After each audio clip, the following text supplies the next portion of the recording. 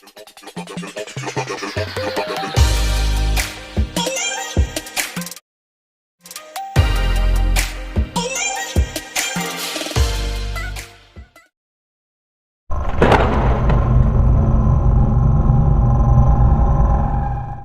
दोस्तों, अगर आप भी कुछ ऐसे ही इंट्रो बनाना सीखना चाहते हैं बिल्कुल फ्री में, वो भी अपने मोबाइल फ़ोन से, तो अभी कमेंट बॉक्स में राइट डाउन कीजिए यस।